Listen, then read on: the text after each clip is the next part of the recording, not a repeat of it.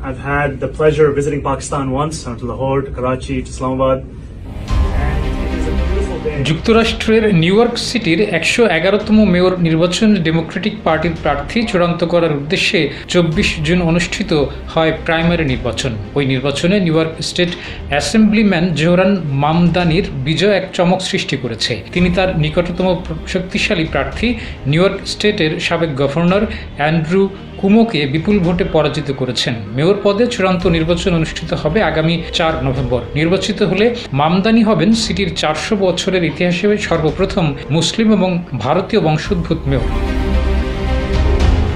সম্প্রতি মার্কিন president Donald Trump হুঁশিয়ারি দিয়েছেন তিনি জোহরান মামদানির নাগরিকত্ব বাতিল করবেন এবং তাকে গ্রেপ্তার করবেন। ওয়ালটন এখন দেশের সীমানা পেরিয়ে পৌঁছে গিয়েছে 50টিরও বেশি দেশে। ওয়ালটন, ঘরে ঘরে, বিশ্বজুড়ে। মামদানির বিরুদ্ধে অভিযোগ তিনি সন্ত্রাসবাদে সহায়তা করা ব্যক্তিদের প্রতি সহানুভূতি প্রকাশ করেছেন এবং নাগরিকত্বের সময় তা গোপন করেছেন। গুগলস উল্লেখ করেন মামদানি একবার একটি গানে free the Holi land 5 my guys বলে র্যাপ করেছিলেন, যাদের 2008 সালে হামাসকে সহায়তার জন্য দোষী সাব্যস্ত করা হয়। 1 জুলাই ফ্লোরিডার এক অভিবাসী আটক কেন্দ্র অলিগেটর আলকাট্রাজ পরিদর্শনে গিয়ে ট্রাম্প বলেছেন যদি মামদানি নিউ ইয়র্ককে ইমিগ্রেশন অ্যান্ড কাস্টমস এনফোর্সমেন্টের অভিযান ঠেকান তাহলে তাকে গ্রেপ্তার করা হবে। তিনি মন্তব্য করেছেন যুক্তরাষ্ট্রে একজন কমিউনিস্টের দরকার নেই।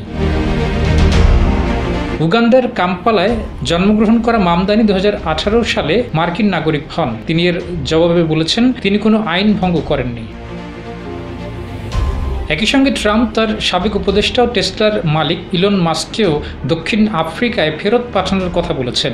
ট্রাম্পের সাম্প্রতিক ব্যয় কর বিল নিয়ে প্রকাশ্যে দ্বন্দ্বে জড়িয়েছেন ইলন মাস্ক। ওই বিল পাশের ফলে বৈদ্যুতিক গাড়িতে কর ছাড় বাতিল হওয়ায় মাস্কের টেসলা ব্যাপকভাবে ক্ষতিগ্রস্ত হবে বলে আশঙ্কা করা হচ্ছে। ট্রাম্প তার সামাজিক যোগাযোগ মাধ্যম ট্রুথ সোশ্যালে লিখেছেন সাবসিডি ছাড়া ইলনকে হয়তো দোকান গুটিয়ে দক্ষিণ আফ্রিকায় ফিরতে হবে। এতে যুক্তরাষ্ট্রের বিপুল পরিমাণ অর্থ সাশ্রয় হবে।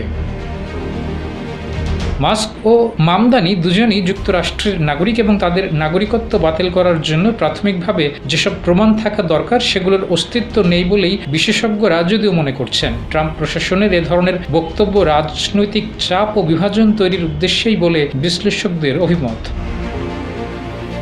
ডেস্ক রিপোর্ট, জয় জয় দিন।